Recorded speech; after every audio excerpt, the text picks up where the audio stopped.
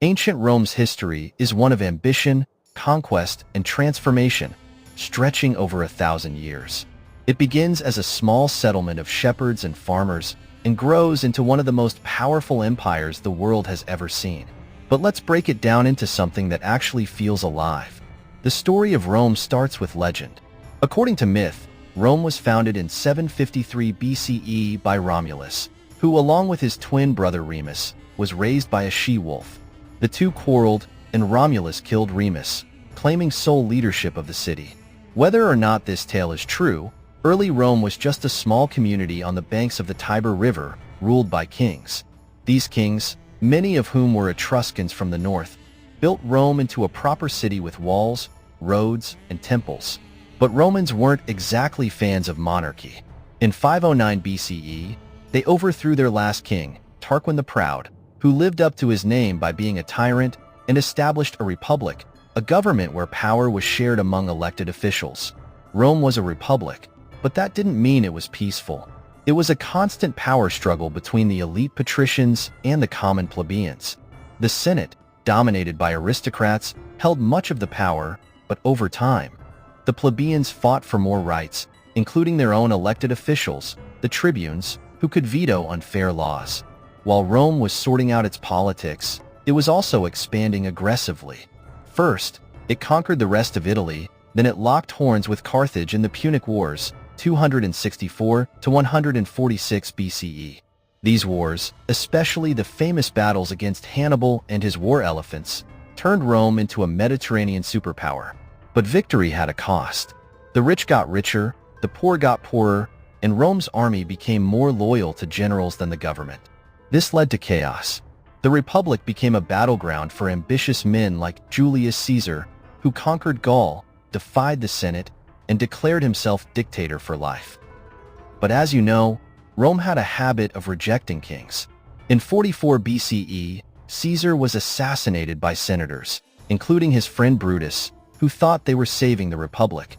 Instead, they triggered its downfall. Caesar's death led to a power struggle that ended with his adopted heir, Octavian, later called Augustus, taking control.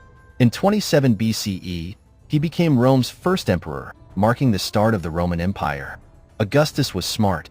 He kept the Senate around but held all real power himself, creating a system that would last for centuries. The empire saw an incredible period of peace and prosperity known as the Pax Romana, 27 BCE, 180 CE, during which Rome flourished. Roads, aqueducts, grand buildings, and a vast bureaucracy held everything together. Great emperors like Trajan expanded the empire to its greatest size, while Hadrian built walls to defend it, and Marcus Aurelius, a philosopher king, tried to rule wisely. But an empire this big was hard to manage. Corruption, economic troubles, and pressure from outside invaders, like the Germanic tribes and the Huns, began to wear Rome down. By the 3rd century, it was clear the empire was in trouble. In 285 CE, Emperor Diocletian split it in two: the Western Roman Empire and the Eastern Roman Empire, later known as the Byzantine Empire. Then came 476 CE, when the Western Roman Empire officially fell. The last emperor, Romulus Augustulus, ironically named after Rome's legendary founder, was deposed by a Germanic king named Odoacer. That was it. The once mighty Rome was no more. But was that really the end? Not entirely. The Eastern Roman Empire, or the Byzantine Empire, carried on for another 1,000 years, with its capital in Constantinople. Roman culture, law, and influence lived on in Europe, inspiring everything from modern government systems to architecture.